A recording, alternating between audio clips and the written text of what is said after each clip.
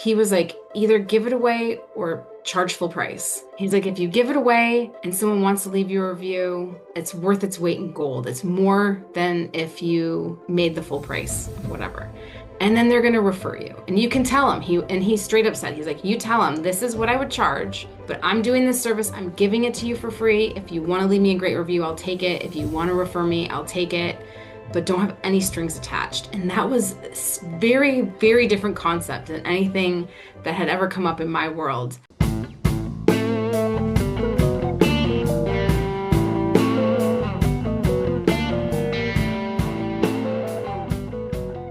Sarah Rue Mcleod has spent nearly 2 decades building a life around more than one calling. She founded Face Paint Seattle and Events almost 20 years ago to help pay for art school and grew it into a full-service entertainment company with a whole community of artists behind it. Alongside that, she built a career as a licensed appraiser and more recently launched Spirit Stuff for the People, a Reiki-infused funny shop for the ritual tools and irreverent gifts. Sarah, welcome to Hustle 50. Thank you for having me here. All right, I want to say I've known you for a long time. Yep. One of the things that I've watched you do is be an entrepreneur, especially with, I know you've done a lot of things, but especially with the face painting business. I've watched you nurture it and go through ups and downs, but really grow it into something special. And I just thought, you'd be perfect for this show because it's like you doing face painting is what this is like literally archetypally all about. Because you also have a career for day job and that requires, you to report to people and or, start your own thing. But you have had a day job and also had this as a seasonal sort of on the side thing that sometimes has been full-time, sometimes it's been part-time, but I think it's perfect for this. And so I figured I'd have you on and we just kind of cruise through your journey and your story because I think it's a really good one. Well, thank you so much for having me here. And I feel like it's so special to be here because you literally have watched me grow up as a human as well as an entrepreneur. And you know full well, just like anybody else that's known me for over 20 years, is I had no intention of ever having a business that was so successful with face painting. I just kind of landed in it because I didn't want to work in an office all summer when I was in my 20s after I'd been doing school a whole bunch. Yeah. And so I was like, oh, it sounds like it would be fun to dress up like a fairy and go paint faces with my circus friends. And so I did. And right. So take us back to the beginning. Like, what was that first face painting booking? Actually, what did it look like? Well, I used to go paint faces at the Seattle Center decades ago when there was a merry-go-round and a roller coaster there. And I went with a girlfriend of mine who she did all the things. She taught yoga and she was like, sure, I'll teach you how to paint faces. And I was like, oh, this sounds great. Like I can hang out with you all day and we can play dress up and pretend and I don't have to actually really be an adult. I'm in. And we get paid for it. And so I did that for a really long time. And from there, people would start to ask me to come to paint faces at their parties and at homes. And I did. And it was so awkward, Rory. I felt so weird. I realized really quick. And I feel like this is kind of if we were going to boil it down to a couple core things for Sarah's progress and growth and what kept her going is there's a couple things. Is one, I was always motivated by things I didn't want to do. I don't always know what it is that I want, but I sure as shit can tell you if it's something that I don't want. Right. And two is just show up because you don't know what's going to happen unless you show up. So I got asked by this really sweet family to come to their daughter's birthday and they were so excited to have me as a fairy. And I showed up and I dressed up as a fairy and I went and I painted faces and I did the best that I could. And they probably thought I did a great job. Inside, I was just felt so awkward being by myself. I realized I am not the type of person that is extroverted and wants the attention on them all the time at all. And so I started, I decided I didn't want to dress up. And so I would go out to parties without dressing up. And I want to say I did that for a really long time and uh, trying to go down memory lane here in my brain. Well, I can guide you with some Yeah, questions. go So, for it. Guide so me. when did it stop feeling like a side gig and start feeling like a real business you were building? Yeah, I think decades in, to be honest with you, because I did have a career in sales and business development and marketing for a while. And I would go back and forth between, like after I graduated from college or finished college, I would go back and forth between like having a real career job and being an adult and then being like, I don't really want to be an adult completely. Right. It's too much for me. Yeah. Yeah. Yeah. And I was motivated by getting healthcare. So I worked at REI for a while, part-time. And I want to say after I'd probably been doing the business for about 6 to 8 years, as a side gig, I became pregnant. I realized I had to have more help because Right. I couldn't physically do everything on my own with the baby coming. And she's now 12. Yeah. And that's when I really started bringing more people on, and that's when it started to feel more like a business, when it stopped being about me and it started being about the business. Right. Right. What was the hardest lesson that you learned, like scaling with by adding people and a But I, team of I artists? yeah, I can't be attached to having to be a certain way. I had to be attached to like this is our process. This is how I want you to show up. But I had to let go. And that was the hardest thing because I sure like to control stuff so it can be like the way that I want it. And when I let go, I realized that the people I was hiring, I hired for a reason because they're actually better than I am at certain things. Mm. And they did a better job than I did with certain things. And so they could do more than I could do. It's like that's saying like we can do more together than we can alone. And it's true. When you have a great team of people, you can accomplish way more than you can just on your own. Yeah, and it allows for freedom in ways that you just can't see when you first start. I would say one of the biggest challenges I had was scaling. And it took me forever to let go of the roles, as a web designer. Hmm. I was a coder first, and then I was a designer second, and then I was a project manager, and then I was a tester, and then I was also the guy that did the sales and all the accounting and Hmm. blah, blah, blah, blah, blah, right? And the first thing that I let go of was coding because I just didn't want to let go of the design. It Hmm. took me 10 years and, Yeah. which is way too long. I should have done that way earlier. And then it took me another couple to let go of design. And then I finally let go of all of that and just sort of like art directed. But, the years, it took me years Yeah. It to takes be a long time. willing to let go because I didn't think that anybody could live up to my standards. Yeah. And that may have been true in some respects. And, just like learning how to hire the right people and that sort of thing. But man, did it help me once I nailed that, like how to hire the right people, how to find the right people, how to capitalize on their strengths and just And make that was sure the that I didn't biggest paint. part is like, how Yep. do I hire the right people? Where do I find them? Like, there's all Yep. these tools out there to find people to work with. Like, what do you do? That was the hardest part for me. Yep. Yep. It's going from one to many that's difficult. I often coach people on how to do that because it's kind of easy to find like, okay, what's the thing you like doing the least? Yeah. Let's get somebody to do that. Yeah.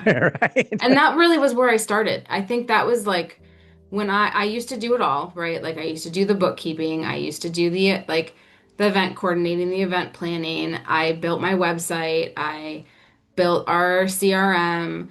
I had a history of doing all of this in my previous life and sales and marketing business development. I built all these things and then there were times where I would be so anxious because I hated doing the bookkeeping. It would take me Hmm. like days to do payroll sometimes. Right, right, And when I hired a bookkeeper, she did that in like a couple hours. right. Yeah, And the because amount it she's an cost expert. me to hire her to do the things that took me 3 days to do, she Yep, did like that. And it was actually more efficient to hire somebody to do something than it was to totally. have me do it.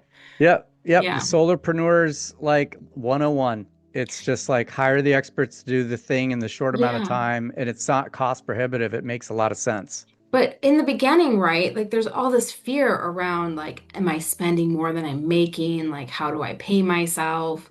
Maybe you're in a situation where like in the beginning, I was like broke. And so it was like I didn't have the option to like hire a lot of people in the beginning, which is why I think the solopreneur, like you end up wearing all of those hats, is because in the beginning I just didn't have the Yeah. funds and I didn't have the money coming in. But as you know, the money started coming in and I reinvested it in the business instead of investing it in what I wanted to invest it in for me for fun, I really saw the dividends. Yeah. And Yeah. then I ended up still being able to have, money later on for the things that I wanted to be fun.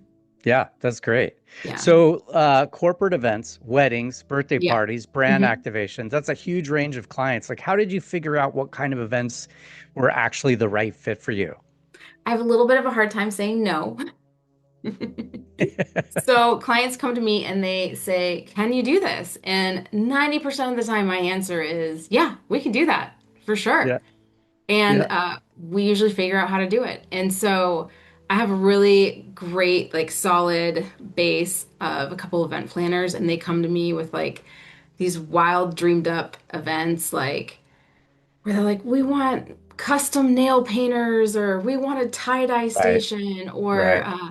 we want a brand activation where you have someone airbrushing custom stuff on totes, or somebody painting on glass perfume bottles. And I'm like, yeah, my artists can do that. And a lot of them love the challenge of like Yeah. trying something new that is so applicable to what their talents and their skills already are. And Yeah. so it's been fun to like Yeah, do it it's all. so cool because you think Face Paint Seattle, the brand, is like, parents and hmm maybe work parties. Yeah. Um, but your business has grown so far beyond that from a creative perspective and an Yeah. artistic application sort of menu to choose from. Yeah. It's so funny. I'm always telling people like find depth in your product or service. Yeah. So, yes, specialize in one thing, be as niche as possible so you can like really focus on getting the business for that one thing. But hmm then add ancillary things on because hmm those ancillary things, when we say ancillary, it's like you think of the phone, right? When you buy a Yeah. phone, you buy a phone and then you buy the subscription. But really, where that money is made by the mobile operator or the manufacturer is the headphones. The headphones breaking 7 times because you've got a teenager. Phone cases, hmm different phone chargers, different Yeah. phone, blah blah blah. Right? Yeah. Those ancillary things, in terms of service and or product or swag that you could sell, hmm like it's a game changer sometimes from a profitability perspective. And so it's I mean, really it cool sure that you is. grew. And I think that's part of the reason my clients love it is they call me and it's a one-stop shop. They're like, can I get three caricature artists? Can I get an event photographer? Can I get somebody to do this custom blah blah whatever that they've come up with? And I'm like, yeah, sure, let's do it. Let's do it all. And Yeah, it's amazing. and they know from having worked with me in the past that it's more of a boutique service that I provide where people who hire me know that like we're working on the back end. So like not only do I own the business, but like I'm a parent, right? And I know how insane the fucking parties are. Yeah. Yeah. For example, I just had my daughter's birthday party and we hired one of my henna artists and I sent the henna artist to the wrong place. And Oh yeah. we have people do that all the time. And I understand why, because you're trying to juggle a million things and your kid's like, can I have this? Can I have that?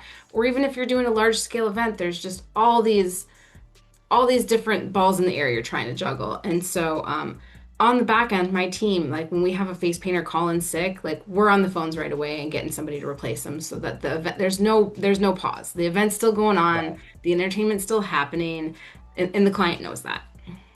Yeah. Right. So a little bit of a segue, not a full hmm segue, but somewhere along the way you became a licensed appraiser. So what drew you into something so structured and regulated when your creative business was already taking off? Was it to backstop and or kind of be a grown up or like I know that this business is a grown up business and it's a real thing. Yeah. And but um there's been times along the way Hmm. where even though I was struck out on my own, I would go take a gig with like a Yeah. corporate entity and Yeah. be like their marketing CMO or a part or Yeah. whatever. Hmm. So tell us, like, what was that like? So, this is such a great question. I was working at REI part-time, business was growing, and there was a lot of potential for even more growth with the business if I left REI. But I had a baby. And I went to a party after I had the kid, and I was painting faces, and all of a sudden, I just wanted to like punch all these kids. I'd never had this feeling before in my heart. I know you're laughing because you've known me a long time. I've taught kids snowboarding for a decade. Like I've Yeah, always loved children so much, and all of a sudden it was like this switch went off and there was this complete distaste for any child that wasn't mine yeah, yeah, because I yeah. was so sleep deprived. Yep. And it's a seasonal business, and I remember just kind of being in this place where it wasn't like we were broke, but it wasn't like we were uh, doing so great that it was like, oh, I need a new car. It's not a big deal, if Right. that makes sense. Yeah.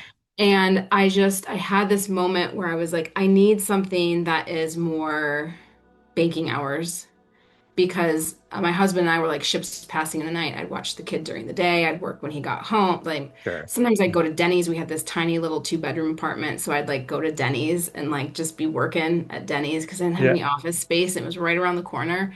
Um, and I just remember thinking, like, I need something that doesn't need so much of my attention. My kid needs so much of my attention, which is great. I signed up for that. I wanted Yep. that. My company needs so much of my attention, but it's seasonal. And so I wanted something that was like a well-oiled machine that didn't need any of like my creativity, any of my emotion. It was just straight up like Mm. facts. And it turns out I mean, anybody you ask that's known me for a long time is like, it would be a cold day in hell when Sarah's like, I love filling out Excel spreadsheets and data. Yeah. But it seemed to be really soothing for me. And so I kept with it. And I've been doing that for like well over a decade now. Yeah. Yeah. And so how did you balance the creative, like the people facing chaos of face Yeah. painting with the precision and discipline of, the appraising demands? Like, did one ever inform the other, or was it just like, no, this Well, is my hat I wear for this. This is my hat I wear for this. yeah, I had to hire more help because that's the thing. You can't be everywhere at once. You can't do everything at once. So you kind of have to pick and choose. Right. So for me, it was I had to leave REI.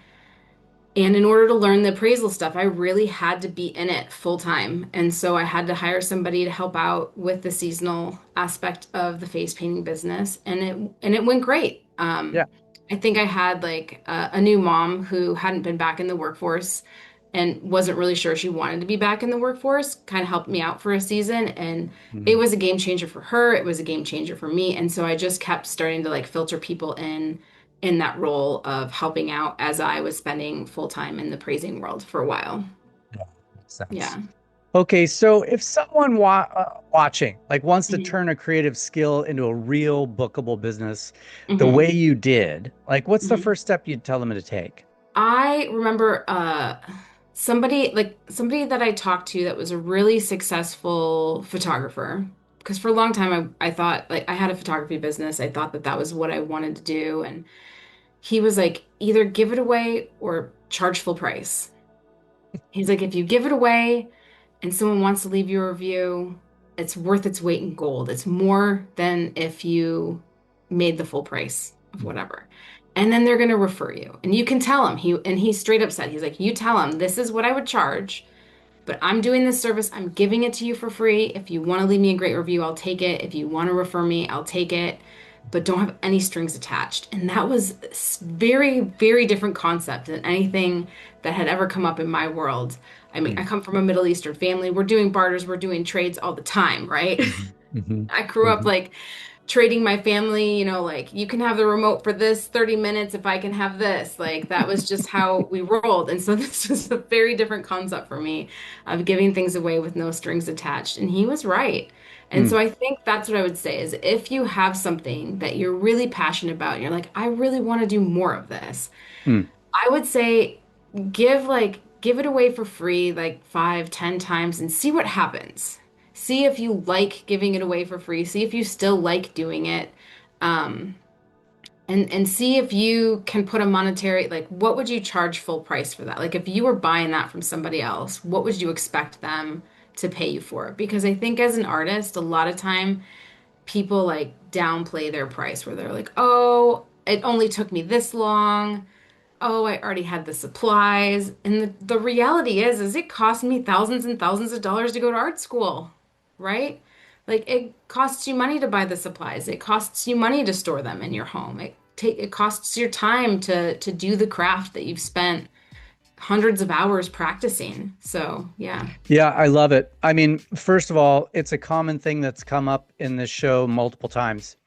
And when I'm coaching people on whatever thing that they're starting and or pricing, I always Mhm. say this exact same thing.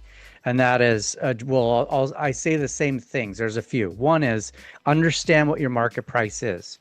Understand Mhm. what your market price is based on the perception of you being new versus seasoned, Yep. right? Mhm. Secondly, what do you need to make your nut? Like, what do you need to make your hourly rate and or pay your bills? Anything Yep. under that is not sufficient. So you got to figure out in your books Yeah. what it takes to run your business so you can actually take home a salary of some sort. Now, it may For not be sure. the exact salary you want when you first start, but Probably that's not. not a big deal.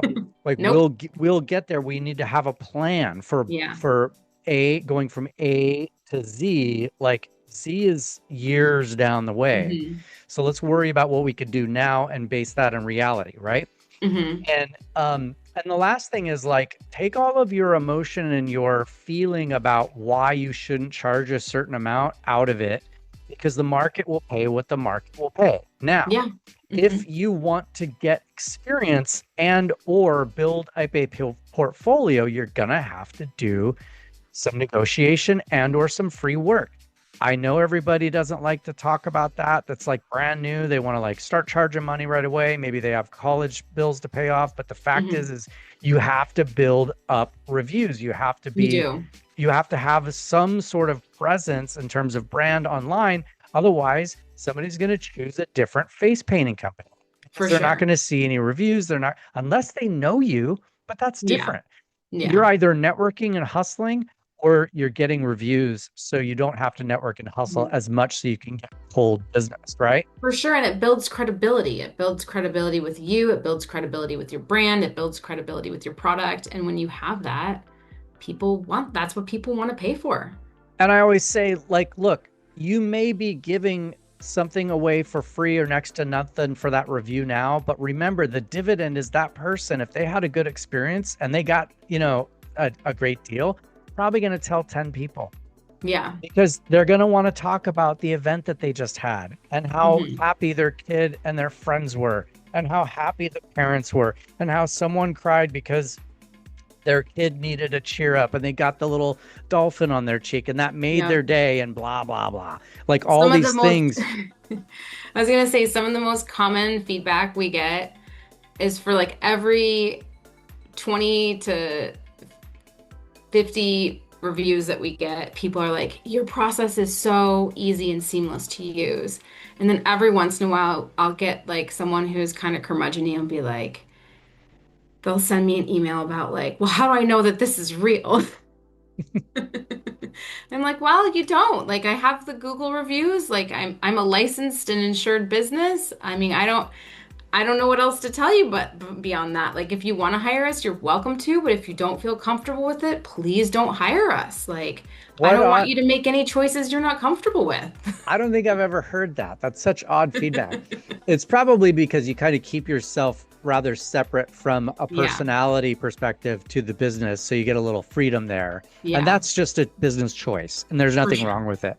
Yeah. um Okay, so switching it up, where did the idea for spirit stuff for the people come from? Like, tell us a little bit about how that came up. Spirit stuff for the people is kind of the redheaded stepchild to Face Paint Seattle, so to speak, where there's some products that we sell for spirit stuff for the people that actually like piggyback and mirror services we already have for Face Paint Seattle, like the tarot card reading. I already have artists that do tarot card reading through Face Paint Seattle, but they're branded to sell in a different way. Right. Um, and so last summer, I found myself with like some extra time on my hands, and oh gosh, I wish I had it on me. We're gonna have to post a picture of this like below in the video, but I get bored sometimes, and so I'll like fiddle around on my phone with photos. And there was this picture that I had of my daughter when she was a kid, and we were playing around with face paint, where I wrote on her back, "Eat shit." And she was standing, it's like Christmas, she's standing in front of a fireplace. It's like this very wholesome picture with this little kid who like Mhm. is just happy that she has like she's all painted, she's painted herself and she's got flowers all over, and then this like "eat shit" sign on her back. And I turned it into this sticker, and everybody, I'm sure I've given you one. And everybody just like loved them, and they loved these like the contrast of just like there's this wholesome little child and these paints, and then it says "eat shit" on her back, like it's Right. confusing. Right. And my senior thesis for school, I did something similar where I did screen printing on rawhide of like really naughty words and silly pictures. And I loved that shock factor of people just kind of being like repulsed by it, but yet drawn to it, confused, but like they want to laugh, but they feel inappropriate. Yep. Yep. And I'm sure that is everybody was just shocked just now. Like I was like, oh, what? Huh? Oh, okay. Yeah, I get it. Yeah, it's like I Right. want to take people on this wild roller coaster ride, and I love just like sitting back and like watching and like kind of being like the wallflower in the background, being like, hee hee, you're a little uncomfortable, but you're having a good time. So where did that voice come from? Like, and were you nervous to put something like that unfiltered out in the world, or did you just say, you know Yeah, what, I need I it?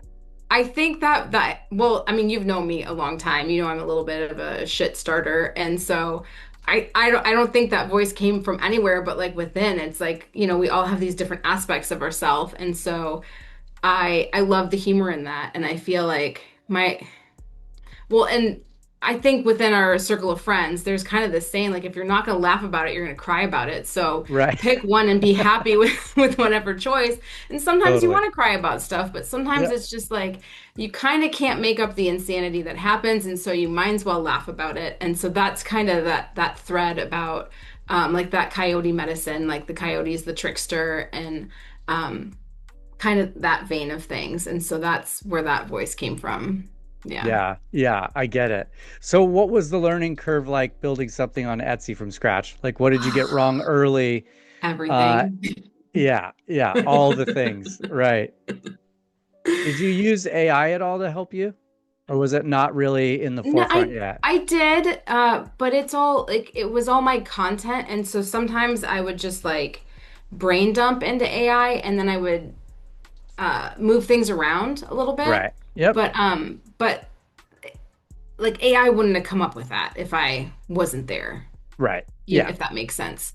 Um, I had a lot of fun building the website, and I had a lot of fun like building the spirit boxes, and building like the snarky sticker, and then there's some other snarky images and like hats and some shirts and stuff that's on Etsy. But I don't like pushing product. Mm. I Mm. like buying product. Yep.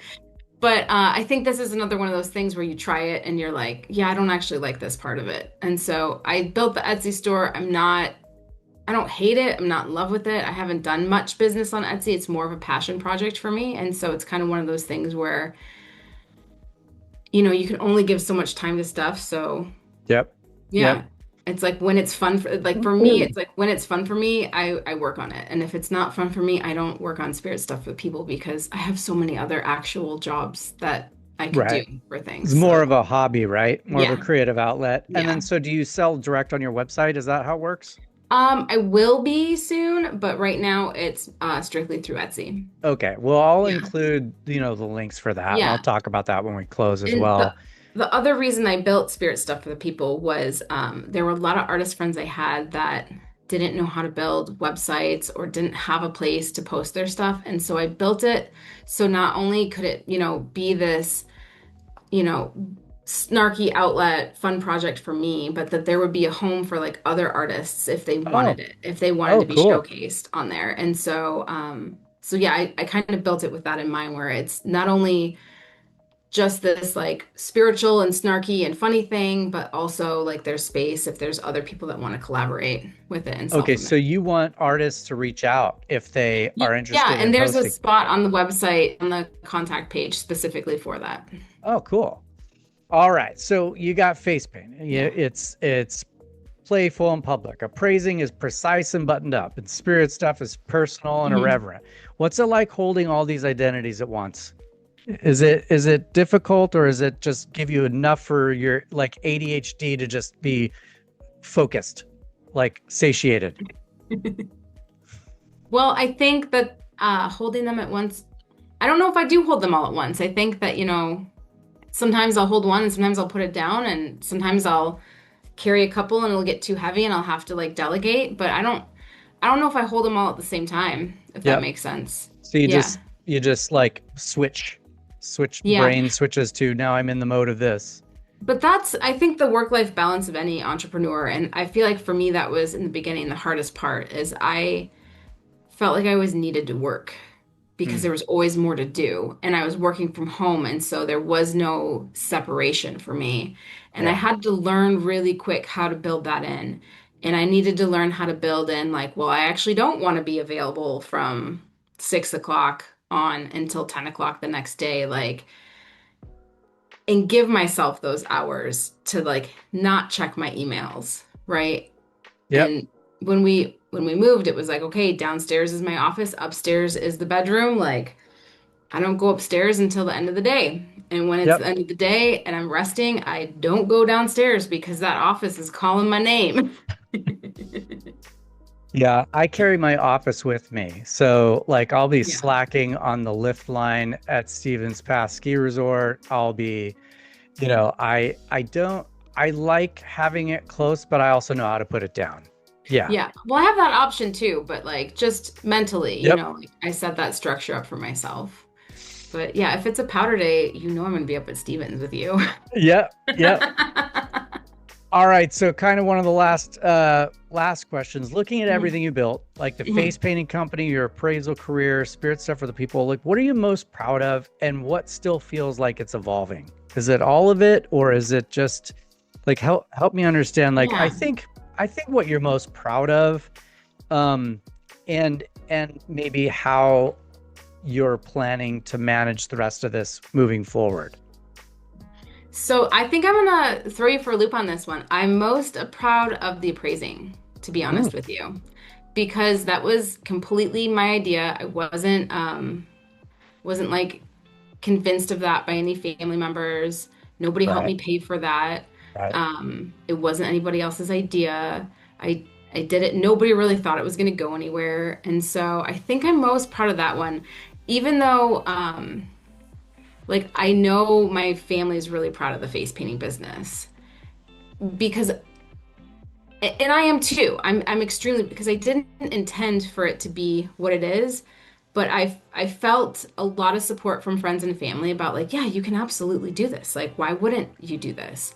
I got a lot of support on that one in a different kind of way than I did with the appraising, if that makes sense. Totally. A Yeah, hundred but I percent. think they're all still evolving. Like, I'm excited to get my commercial appraisal license and grow face paint Seattle and grow spirit stuff with people. So I don't have plans to like really slow down on anything.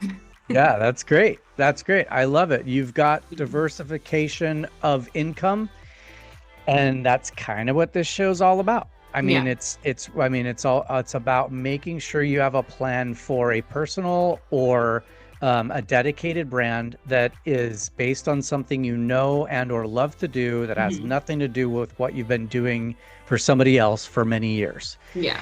And my reasoning, is really based on my anticipation of more and more and more job loss, which will lead to more and more of the job market being sort of just full of glut and a lot of people available to do jobs that weren't. before. Yeah. And so I love that you're doing this. You're the perfect archetype for somebody who has done like what I'm trying to inspire people to do, which is like show them other people that have started their own thing, talk about what that's like, talk about the Hmm. common themes of what were their biggest fears, what were their biggest struggles, what were they most proud of, Hmm. what was it like in the beginning versus what it's like now, that sort of thing. So it's been awesome. And why don't you tell us a little bit about, so really quickly, where can people find you? Let's talk about the website domain names. So the face Yeah. painting business, where's that one? That's facepaintseattle.com Okay. and spiritstuffforthepeople.com. All right. And then appraisal stuff, you can find me on LinkedIn. All right. Sarah McLeod. Yeah. I'll make sure that I include all those links, both to your LinkedIn as well as both websites. Yeah. And Sarah, thank you so much for coming on the show. I knew Yeah. I Thanks wanted to for have you having on, me. and I really appreciate the time that you've taken. And have a great trip. Where All are you right. going? Where are you going? We are headed over to London, Paris, and Scotland. I've never been. Ah, it's going to be amazing. Yeah. All right. Well, we'll talk soon, and thanks again. All right. Thanks. Bye bye. Okay, bye.